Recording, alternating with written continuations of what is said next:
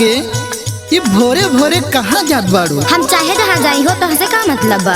लागता कहीं बिजली गिरी का? अरे वो तो गिरबे करे। आई सुना सुनावा।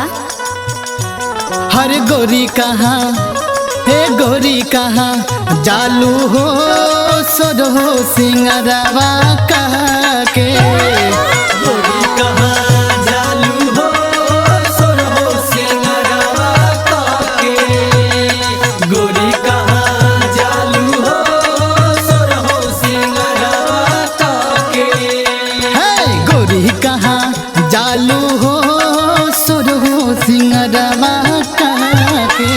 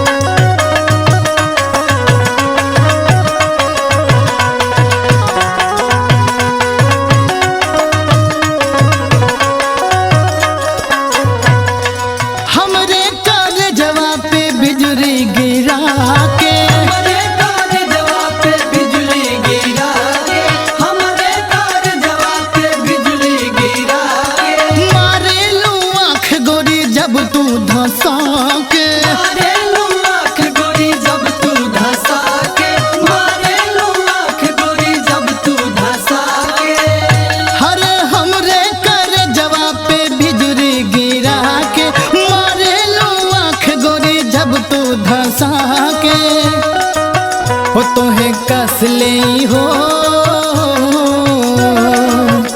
तोहे कसले ही हो बहिया में अपना धाके गोरी कहाँ जालू हो सोर हो सिंगरवा काके गोरी कहाँ जालू हो सोर हो सिंगरवा काके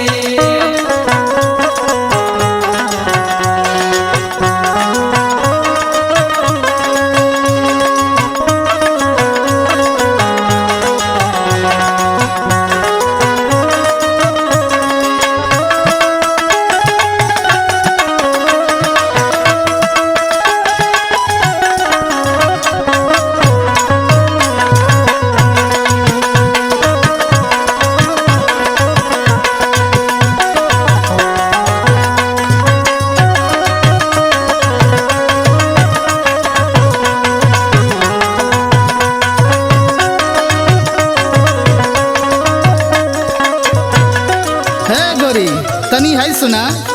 सुनावा। हर होठवा पे लाली बरंडड लगा के होठवा पे लाली बरंडड लगा के होठवा पे लाली बरंडड लगा के पाउडर क्रीम से गोरे गाल चमका के पाउडर क्रीम से गोरे गाल चमका के पाउडर क्रीम से गोरे गाल चमका के होठवा पे लाली बरंडड लगा के पाउडर क्रीम से गोरे गाल चमका के हो गोरी जान मारे हो काहे ना रह जाता हो गोरी जान मारे हो जब घुंघटा से बिंदिया झाके गोरी कहाँ जालू हो सोर हो सिंगरवा काके गोरी कहाँ जालू हो सोर हो सिंगरवा काके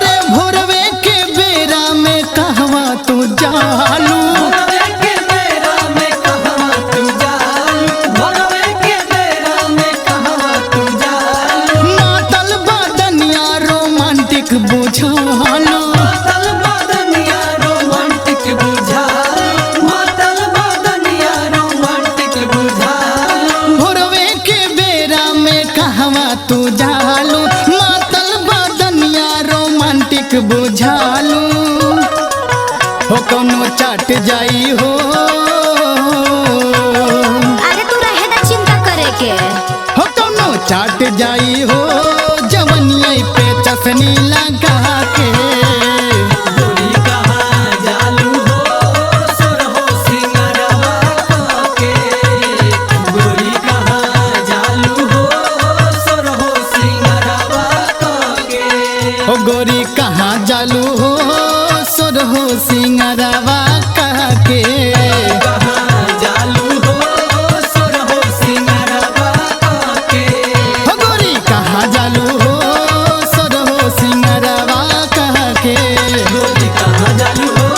सोरहो सिंगरवा के हो गोरी कहाँ जालू हो सोरहो सिंगरवा के बता देना। अरे का कर बजान के हो।